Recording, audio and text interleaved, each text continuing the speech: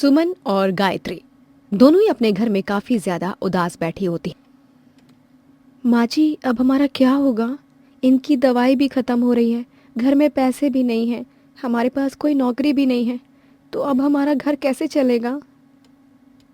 बहू, तू चिंता मत कर, सब ठीक हो जाएगा। मैं आसपास कहीं काम देख रही हूँ। जैसे ही काम मिल जाएगा, पैसों की दिक्कत परेशानी थोड़ी तो दूर होगी। माँ जी, कहीं कोई काम नहीं मिलेगा। मैंने भी इतनी जगह काम के लिए पता किया है, लेकिन काम मिल ही नहीं रहा है। ऐसे में तो कुछ करना ही पड़ेगा ना हमें। ऐसे क्यों बोल रही है? कुछ सोचा है क्या तूने पहले से ही? हाँ हाँ माँ जी, मैं सोच कर ही बोल रही हूँ। देखिए, आसपास कोई भी घर पर कीर्तन पूजा पाठ होता है तो वहाँ पर मुझे ही बुलाते हैं सब खाना बनाने के लिए, क्योंकि मैं थोड़ा ठीक ठाक खाना बनाती हूँ। तो क्यों ना अब हम अपना काम शुरू कर दें, मतलब अपना ढाबे वाला काम, ढाबा खोलें। बहू, तो ये क्या कह रही है? ढाबा खोलना हमारे बस की बात नहीं है। ढाबा खोलने में कितनी परेशानी आती है। माँ जी, मैं आपकी चिंता और डर अच्छे से समझ रही हूँ, लेकिन जब तक हम किसी भी काम के लिए हिम्मत नहीं बनाएंगे ना, तब तक वैसे भी कुछ करना हमारे बस की बात नहीं होगी ना। बहू, तू समझ नहीं रही है।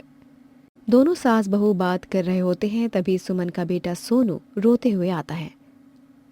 अरे, क्या हुआ सोनू? तू इतना क्यों रो रहा है?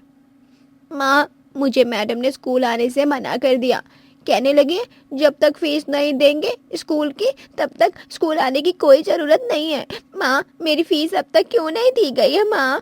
हाँ, मुझे स्कूल जाना है माँ। माँ जी, देख रही हो ना आप, कितनी परेशानी हो रही है।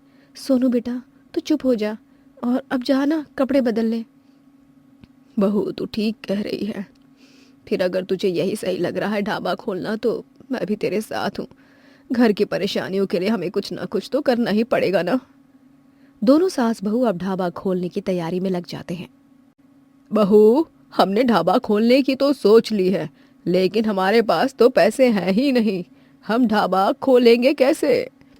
माँ जी, रमेश काका है ना, मैंने उनसे बात की है। उनकी जो दुकान है उसको किराए पर ले लेंगे। 3 महीने बाद ही हम पैसे देंगे। मैंने उनसे बात की थी कि जब हमारा ढाबा 3 महीने थोड़ा बहुत चलने लग जाएगा तो हम पैसे दे देंगे। दोनों सास बहू रमेश के पास जाते हैं। अरे दुलारी पिचकारी दोनों आ गई। माफ करना, ये दुलारी पिचकारी कौन है? अरे, मैं गायत्री और ये मेरी बहू सुमन है। तुम दोनों को ही दुलारी पिचकारी कह रहा हूं। अच्छा ये बताओ, यहाँ क्यों आए हो दोनों? काम है क्या? हाँ रमेश काका, काम ही है। दरअसल मैंने आपसे बात की थी ना, आपकी उस दुकान के बारे में। वो हमें किराए के लिए चाहिए। दुकान क्या, घर ले लो, सड़क ले लो, पूरा देश ले लो, हमें क्या, लेकिन किराया दे देना 3 महीने में। जी काका, हम दे देंगे, आप चिंता मत कीजिए। दोनों सास बहू दुकान को ढाबे में बदलते हैं। बहू, मैंने अपने ढाबे के बाहर के बोर्ड तो लगा दिया है। अब लोग आते जाते लोग यहाँ पर देखेंगे और यहाँ खाने के लिए भी आते रहेंगे। माँ जी, ये तो बिल्कुल सही किया। यहाँ आसपास भी काफी लोगों के ढाबे हैं जो कि काफी समय से हैं यहाँ पर। अब मुझे तो घबराहट हो रही है कि इतने लोग जो अपना नाम कमा चुके हैं, उनके बीच में हमारा ढाबा टिक पाएगा या नहीं। माँ जी, भगवान पर भरोसा रखो, सब ठीक हो जाएगा। दोनों सास बहू अपने ढाबे पर ग्राहक के आने का इंतजार करते रहते हैं, लेकिन कोई भी ग्राहक नहीं आता। माँ जी, कहीं हमने गलती तो नहीं की ना? ढाबा खोलकर इतनी देर हो गई है, हम कब से बैठे हैं, यहाँ तो कोई आ ही नहीं रहा है। अगर ऐसे ही चला तो हमारा नुकसान हो जाएगा। बहू, तूने ही तो हिम्मत दी है, और तू ही ऐसे हिम्मत हार जाएगी तो कैसे चलेगा? अरे, थोड़ा समय लगता है, धीरे धीरे सब ठीक हो जाएगा। दोनों सास बहू नए ढाबे पर खड़ी रहती हैं। काफी समय हो जाता है, लेकिन 3-4 दिनों तक उनके ढाबे पर कोई नहीं आता, बिल्कुल सूना रहता है। बहू, अब तो मुझे भी चिंता हो रही है। अरे, अगर ऐसे ही चलता रहेगा तो क्या होगा? ऐसे तो हमारा कितना ज़्यादा नुकसान हो जाएगा। हमने कितनी सारी सब्जियां खरीदी हैं, ऊपर से हमें ढाबे का किराया भी देना पड़ेगा। अरे, हम ये सब कैसे करेंगे? माँ जी, मैंने तो सोचा था कि हम काम करेंगे, अपना ढाबा खोलेंगे तो हमारा फ़ायदा भी होगा, लेकिन यहाँ तो दूर दूर तक मुझे कहीं से कोई भी फ़ायदा नज़र नहीं आ रहा। मुझे माफ़ कीजिए माँ जी, मैंने ऐसा नहीं सोचा था। बहू, देखा, हमने भगवान का नाम लेकर ढाबा तो शुरू कर दिया। अब देखते हैं कुछ होगा कि नहीं। माँ जी, हमारा ढाबा बहुत ही सिंपल सादा सा लगता है, हम इसमें कुछ अनोखा ट्राई करें क्या? बहू, तू ये क्या कह रही है? अब हम ढाबे में अनोखा क्या कर सकते हैं? माँ जी, हम ढाबे को अनोखा करने के लिए ना फूल पत्तों से ढाबे की रंगत को बदल देते हैं। इसको सुंदर बना सकते हैं ताकि लोग इसकी सजावट देख कर आएँ और यहाँ पर उनके रुकने का मन करे। अगर यहाँ पर किसी भी ग्राहक का रुकने का मन करेगा ना, तो वो खुद ही बहाने ढूंढ कर आएगा। अरे बहू, ये तो तूने बिल्कुल पते की बात कही है। दोनों सास बहू अब अपने ढाबे को अनोखे बनाने की तैयारी में जुट जाते हैं। फूल पत्ते घर के वेस्ट मटेरियल से ढाबे को अनोखा और बहुत ही सुंदर बनाते हैं। ये तो हमारी छोटी सी दुकान थी जिसकी काया पलट ही हो गई है। देखो, इतनी सुंदर दुकान बना दी है तुमने। अगर हम इसका पैसा बढ़ा देंगे तो तुम्हें देना पड़ेगा। काका, आप ये क्या कह रहे हैं? वैसे भी हमारा काम चल नहीं रहा है, हम कैसे इतने पैसे देंगे? अरे हम तो मजाक कर रहे हैं। इतने सुंदर दुकान बना दी है, अगर हम यहाँ रोज आ जाएं तो कोनो दिक्कत तो नहीं होगी। नहीं नहीं, हमें कोई दिक्कत नहीं होगी, आप यहाँ आ सकते हैं रोज। सास बहू के अनोखे ढाबे को देखकर लोग आकर्षित होते हैं और ढाबे पर आना शुरू कर देते हैं। बहू, तेरा ये अनोखा आइडिया तो काम कर गया। देख, कल तक यहाँ कोई आता नहीं था और अब हमारे ढाबे पर कितनी भीड़ है। हाँ माँ जी, भगवान का लाख लाख शुक्र है कि हमारी नाव डूबने से उन्होंने बचा ली। सास बहू काफ़ी मेहनत करते हैं, लेकिन आसपास के ढाबे वाले काफ़ी चिढ़ने लगते थे। इन दोनों सास बहू के अनोखे ढाबे की वजह से तो हमारे ढाबे की कमाई ही रुक गई है। इनको सबक जरूर सिखाऊंगा। मनोज को काफ़ी गुस्सा आता है और वो वहाँ के खाने। अरे भाई, मैं झूठ थोड़े ना बोलूंगा, खुद खाकर देख लीजिए नमक है कि नहीं। नहीं भाई साहब, अब आप खाना खा रहे हैं, आपको स्वाद का ज़्यादा पता होगा, लेकिन मैं बिल्कुल सच कह रही हूँ। मैंने खाना बनाने के बाद खाना चखा भी था, तब तो नमक बिल्कुल बराबर था। अब पता नहीं कैसे आपको ज़्यादा लग रहा है। मेरी झूठ बोलने की आदत नहीं है। आपको यही लगता है ना मैं झूठ बोल रहा हूँ। आप एक काम करिए, खुद खाना खाकर फिर बताइए। दोनों सास बहू खाना खाते हैं तो उन्हें भी नमक काफ़ी तेज़ लगता है। माफ़ करना, दरअसल गलती से नमक गिर गया होगा ज़्यादा। अच्छा, आपका मुंह का स्वाद ख़राब हो गया, इसीलिए हम आपको एक ऑफ़र देते हैं। आप हमारे ढाबे में कितनी भी फ़ोटो ले सकते हैं, कितनी भी देर तक रुक सकते हैं। पक्का ना कहीं बाद में आप बोलोगे तो नहीं कि मैं मुफ्त में रुका हूँ। अरे नहीं नहीं, ढाबा अपना ही समझिए, हम आपके लिए कुछ अच्छा भी खाने को लाते हैं। सूरज सास बहू के ऑफर से खुश हो जाता है और ढाबे में बड़े चाव से खाना भी खाता है और काफ़ी सारी फोटोज लेता है। मजा आ गया ऐसे अनोखे ढाबे पर आकर। अब तो मैं यहाँ रोज ही आऊंगा। इसके बाद दोनों सास बहू अपने ढाबे को और अनोखा बनाने के लिए आए हुए ग्राहकों का फूलों से स्वागत करते हैं। उनके बैठने की काफ़ी सुंदर जगह की व्यवस्था करते हैं। वाओ, ये कितना प्यारा ढाबा है, बिल्कुल यूनिक है। सच में ऐसा अनोखा ढाबा तो मैंने पहले कभी देखा ही नहीं। Just wow. आपको हमारा ढाबा पसंद आया? ये पसंद आने लायक वाली तो चीज़ है ही नहीं। ये तो ऐसा ढाबा है जहाँ पर हर किसी का मन करे कि वो यहाँ से जाए ही ना। सच में बहुत ही प्यारा ढाबा है और इसको अनोखा बनाने के लिए आप लोगों ने भी देखकर ही, मतलब आपको देखकर लग रहा है कि कितनी ज़्यादा आप लोगों ने मेहनत की है। वैसे हमारे ढाबे का खाना भी बहुत ही स्वादिष्ट है, आप खाओगे ना तो आपको भी बहुत अच्छा लगेगा। ये तो कहने की बात ही नहीं है। I mean, आप लोगों को ना, मतलब क्या कहूँ मैं, देख कर ही लग रहा है कि ढाबे में खाना भी बहुत ही अच्छा, बहुत ही स्वादिष्ट मिलेगा। अब जल्दी से ना मेरे लिए अपने ढाबे का बेस्ट वाला खाना दे दीजिए, मुझे क्रेविंग हो रही है, अब मुझे इंतज़ार नहीं हो रहा है। इसी तरह दोनों सास बहू का अनोखा ढाबा काफ़ी ऊंचाई पर आ जाता है और जलनखोर लोगों की जलन उन्हें ही मात देती रहती है। रीवापुर गांव में शंकर अपनी बूढ़ी माँ कोकिला, पत्नी बिजली और छोटे भाई दिनकर के साथ रहता था। शंकर और दिनकर दोनों ही भाइयों पर घर की जिम्मेदारी थी।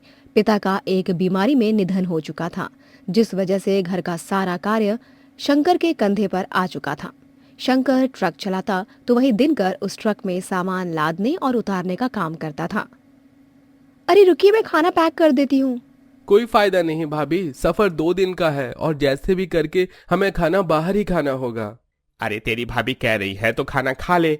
वैसे भी तुझे पता है हमारी इतनी तनख्वाह नहीं है कि हम खाना बाहर से खरीद कर खाएं। दिनकर अपने बड़े भाई शंकर की बात मानकर अपनी भाभी से खाना रखकर काम पर निकल पड़ता है। दोनों भाई का इस बार का सफर काफी लंबा होने वाला था। दोनों ट्रक में बैठे आपस में बातचीत करते हुए सफर। भाई आपको पता है वो बाबूलाल है ना, वो तो मालिक का चमचा है। कौन क्या कर रहा है सारी खबर देता है मालिक को। अरे जाने दे, तू तो जानता है उसे इसी काम के पैसे मिलते हैं। काम करता नहीं और खबर देने के पैसे लेता है।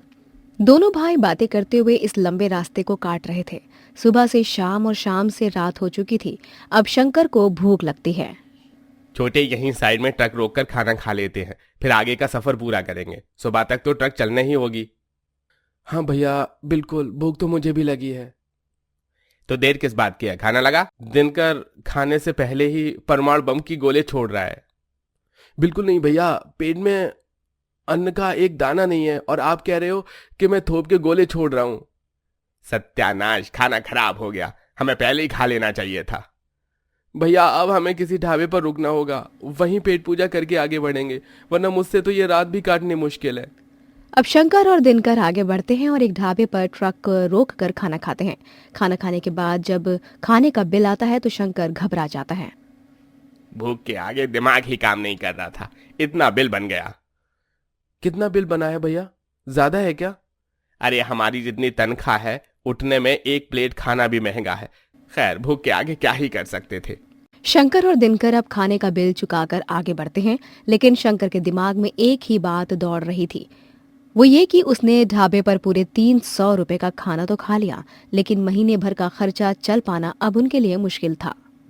भैया किस सोच में डूब गए आप? नहीं, कुछ नहीं। यह सोच रहा था कि सफर लंबा होता है तो हमें खाना पानी का जुगाड़ करना पड़ेगा, वरना तो तुझे पता है पैसे की हमें कितनी जरूरत है। खाने पीने में पैसा ज्यादा लग जाता है। हाँ बात तो बिल्कुल ठीक है भैया आपकी।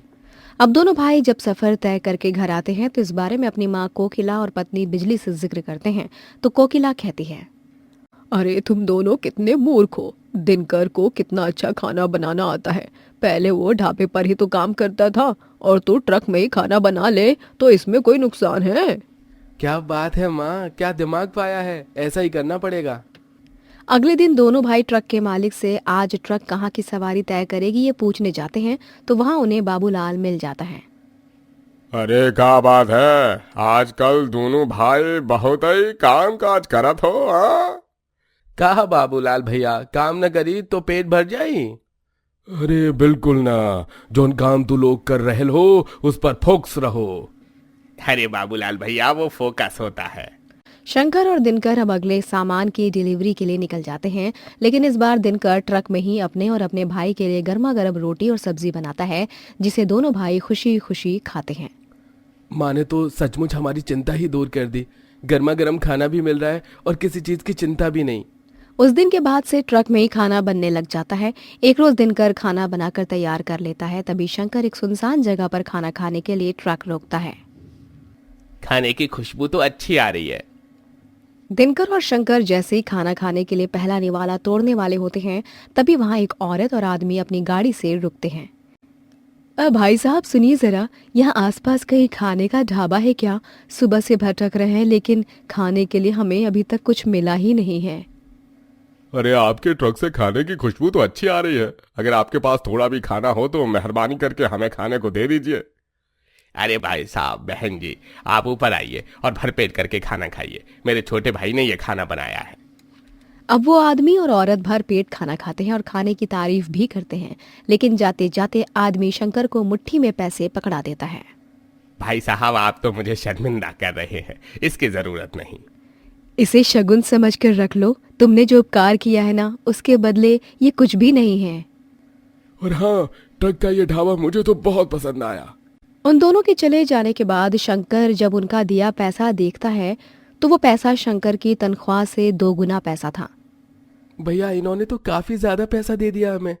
वही तो, वो ये पैसे तो तनख्वाह से भी ज्यादा है। अब दिनकर और शंकर जब घर आते हैं तो अपनी माँ को सारी बातें बताते हैं और दिनकर अपने भाई से कहता है, भैया क्यों ना हम छोटा मोटा ये ट्रक ढाबा खोल लें। हमारी तनख्वाह तो ज्यादा है नहीं, इससे हमारी थोड़ी बहुत और कमाई हो जाएगी। आइडिया बुरा नहीं है देवर जी, और खाना आपके हाथों का होगा तो ढाबा चलेगा नहीं, दौड़ेगा। बस फिर क्या था, दिनकर अब अपने और अपने भाई के लिए ट्रक में जो खाना बनाता था, अब वो ट्रक में ढाबा खोल लेता है। ट्रक के लेफ्ट साइड एक बोर्ड लगा था, गरीब ट्रक ढाबे वाला, और दिनकर और शंकर का यह आइडिया काम कर जाता है। वो जहां रुकते वहां लोग इनके अनोखे ढाबे की तारीफ करके आकर्षित होते और काम अच्छा चल पड़ता है। अरे मालिक दिनकर, शंकर खूब कमा रहा है, क्या करें इन लोगों का। महीने की तनख्वाह लेने आने दो इन्हें, इनकी तनख्वाह में से 1/3 तनख्वाह इन्हें दूंगा। और होता भी ऐसा ही है। दिनकर और शंकर अपने ट्रक की तनख्वाह से ज्यादा ढाबे से कमाने लगते हैं और जब वो अपनी तनख्वाह लेने मालिक के पास जाते हैं तो मालिक उनसे कहता है, क्या बात है शंकर और दिनकर, तुमने तो मेरे ट्रक से खूब नाम और पैसा कमा लिया। हाँ चलो अच्छा है, कम से कम मुझे मुनाफा तो हुआ। ये लो तुम्हारी तनख्वाह। लेकिन मालिक ये तो 1/3 तनख्वाह है। क्या है ट्रक मालिक का, नौकर आदमी तुम लोग का सारा पैसा लोगे। ये तुम्हारी 1/3 तनख्वाह इसलिए है क्योंकि तुमने ढाबे से खूब कमाया है। अगले महीने से ढाबे से जो कमाई होगी उसमें से तुम्हें 1/3 पैसा दूंगा और ट्रक की तनख्वाह बिल्कुल नहीं मिलेगी। ऐसा नहीं हो सकता मालिक, ढाबा तो हमने अपने खाने के लिए खोला था, लेकिन लोगों की मदद हो रही है तो इसमें बुराई नहीं है। अगर ऐसा ही रहा तो ये रही आपकी ट्रक की चाबी और ट्रक पर लगा गरीब ट्रक वाले का ढाबे का बोर्ड हमारे साथ जाएगा। इतना कहकर दिनकर और शंकर ट्रक पर लगा ढाबे का बोर्ड उतार लेते हैं। इसका करत हो तुम लोग? हाँ मालिक, ई का आपका जो बोलत काहे नहीं हो। मालिक भी दिनकर और शंकर को देखता रह जाता है। इधर दिनकर और शंकर घर आते हैं और अपनी माँ और पत्नी को सारा हाल बताते हैं। तुम दोनों चिंता क्यों करते हो? मेरी शादी में तेरी दादी ने मुझे सोने का कंगन दिया था, उन दोनों कंगन को गिरवी रख के ट्रक तो आ जाएगा ना, बस काम हो जाएगा। क्या सचमुच माँ? मेरे गले में ये मंगलसूत्र छोड़कर मेरे पास जितना भी गहना था इसे भी गिरवी रखकर आप किश्तों पर ट्रक निकलवा लीजिए ताकि हम ट्रक के साथ साथ ढाबा भी चला सकें। ट्रक मालिक को लगता है कि दिनकर और शंकर लौट कर आएंगे, लेकिन ऐसा नहीं होता, बल्कि अब वो अपने बलबूते ट्रक निकलवा लेते हैं और गरीब ट्रक ढाबे वाले के नाम से ट्रक में चलता फिरता ढाबा चलाकर फेमस हो जाते हैं। चारू एक अनाथ लड़की होती है जो एक छोटे से गांव में अपने चाचा चाची के साथ रहती है। एक सुबह चारू काफी देर से उठती है तो चारू की चाची को काफी गुस्सा आता है। कहो, मुफ्त का घर बार मिल गया तो पलंग ही तोड़ी रहोगी तुम, हैं? कछु काम धंधा नहीं करना का? नहीं चाची, ऐसा बात नहीं है। वो का है ना, कल रात घर का काम करने के बाद शरीर बहुत टूट रहा था, इसीलिए सुबह ना आँख नहीं खुली। आँख नहीं खुली? ये कौन बात होत है, हैं? अरे ऐसन कैसन आँख नहीं खुली? जब तो का पता है कि सुबह सुबह हमका गर्म पानी चाहिए तो आँख कैसन ना खुली? जाओ हमरे लिए अभी के अभी गर्म पानी लेकर आओ। जी चाची, मैं अभी लेकर आती हूँ चाची। काम की ना काज की, दुश्मन अनाज की, तू तो बस हमारी छाती पर मूंग दल रही है। तुम्हारी माँ पता नहीं किसके भरोसे तो का छोड़ गई। चाची, आप हमारी माँ को काहे बीच में ला रही हो? अरे वो तो ये दुनिया में भी नहीं है। हाँ, ये दुनिया में भी नहीं है, ऊपर आराम से है ना। जब से हमारे घर में आई है बस खर्चा ही करवाया है। अरे आज तक कबो चाची के बारे में सोचा है? चाची, आप ऐसे कैसे कह रही हो?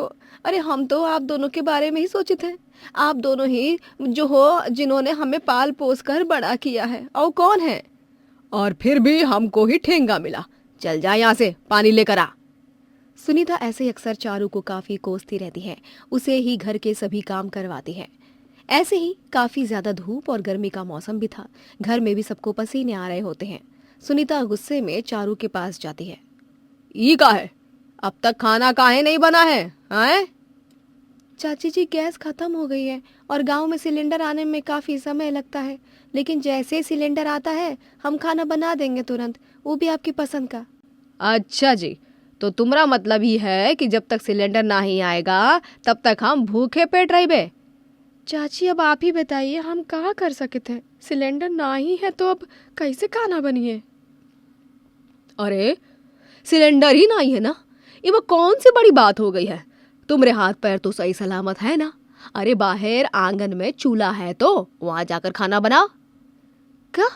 बाहर इतनी धूप में? चाची, ये आप क्या कह रही हो? अरे हम बाहर इतनी धूप में कैसन खाना बना सके थे?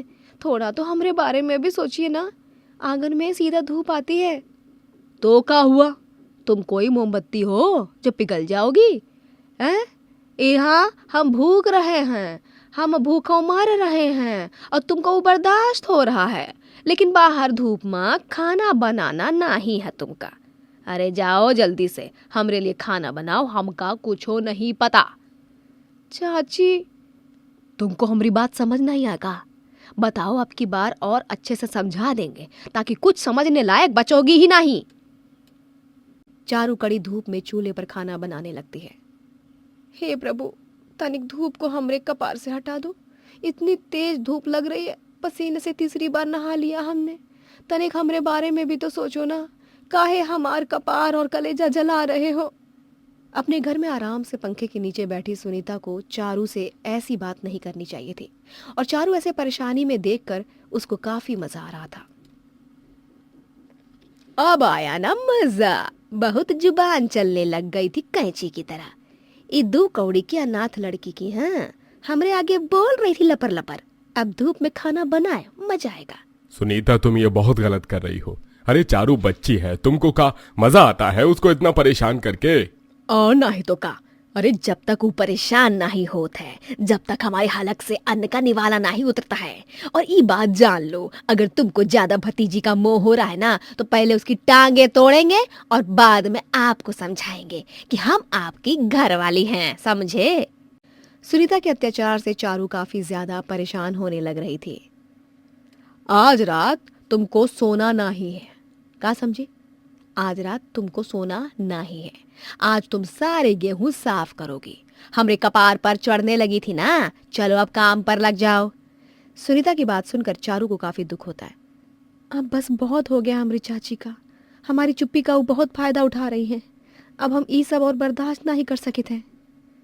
रात के समय सब लोग सो रहे होते हैं और चारू घर से भाग जाती है और एक ढाबे में नौकरी करने लग जाती है।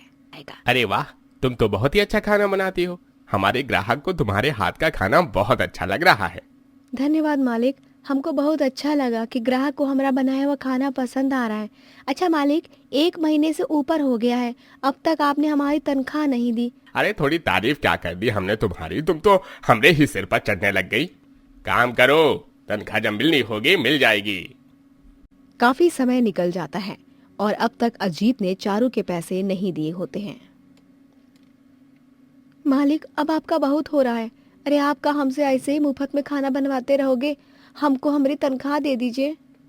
हमने तुमको अपने ढाबे में काम दिया, 2 वक्त की रोटी दी, रात में सोने की जगह दी, और अब तुम हमरे आगे मुंह खोल रही हो कि तनख्वाह भी चाहिए। अरे किस बात की तनख्वाह?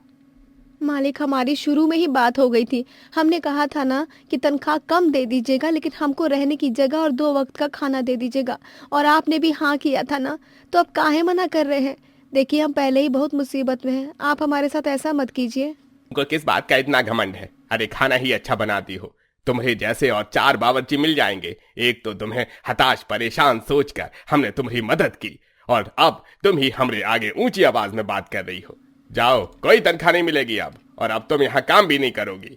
नहीं नहीं मालिक, ऐसा मत कीजिए। अरे आप हमको काम से निकाल दोगे तो हम कहाँ जाएंगे? मालिक, हम तो बस अपनी मेहनत की कमाई मांग रहे हैं ना। किस बात की मेहनत? अरे ढाबा हमरा यहाँ, काम हमने दिया, रहने की जगह हमने दी, खाना दिया, और हमसे ही अकड़। निकलो यहाँ से।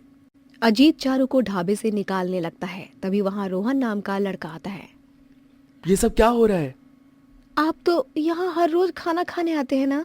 हम इतनी मेहनत से खाना बनाते हैं, सब कुछ करते हैं, साफ सफाई भी हम ही करते हैं ढाबे की, लेकिन मालिक है कि अब तनख्वाह देने से मना कर रहे हैं। झूठ काहे बोल रही हो तुम? अरे जब तनख्वाह देने की बात की नहीं हुई तो किस बात की तनख्वाह? आप तो रहने ही दीजिए। और देखिए, यहाँ चारू जी ने काम किया है, हमारे अलावा और भी बहुत लोग जानते हैं। अभी थानेदार को बुलाएंगे तो ढाबे पर ताला लग जाएगा। भलाई इसमें ही है कि चारू जी की तनख्वाह दे दीजिए। पुलिस के डर से अजीत चारू को पैसे दे देता है, जिसके बाद रोहन चारू को अपने घर ले जाता है। चारू जी, हम बस उस ढाबे में आपके लिए ही जाते थे। हमको आप शुरू से ही बहुत पसंद थी।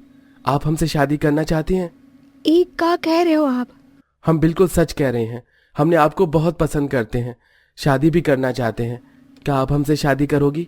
हमको तो यकीन ही नहीं हो रहा है कि हम एक गरीब बेसहारा लड़की हैं। हमको आपने उस मालिक से बचाया, और अब आप ये क्या कह रहे हैं कि आप हमसे शादी भी करना चाहते हो? ये सब सपना तो नहीं है? नहीं, ये सपना नहीं है, हमारा सच है जो हमने आपको बताया। चारू को भी रोहन काफी अच्छा लगता है, इसीलिए चारू मना नहीं करती है और वो दोनों जल्दी शादी कर लेते हैं। चारू अपनी रसोई देखकर काफी हैरान हो जाती है। ई का है रोहन जी, रसोई में एसी? यहाँ पर तो एसी लगा है? हाँ, क्योंकि हमने तुमको उस ढाबे में गर्मी में पसीने से लथपथ होकर काम करते हुए देखा है। इसलिए हमने सोच लिया था कि आपका रसोई कोई आम नहीं होगी, इसलिए हमने रसोई में एसी लगवा दिया। आपका बहुत धन्यवाद रोहन जी, हमको एसी रसोई बहुत अच्छी लगी। हम अभी आपके लिए स्वादिष्ट खाना बनाकर लाते हैं। चारू अपनी एसी रसोई देखकर काफी खुश हो जाती है और अपनी आगे की जिंदगी अपने पति के साथ खुशी खुशी बिताती है।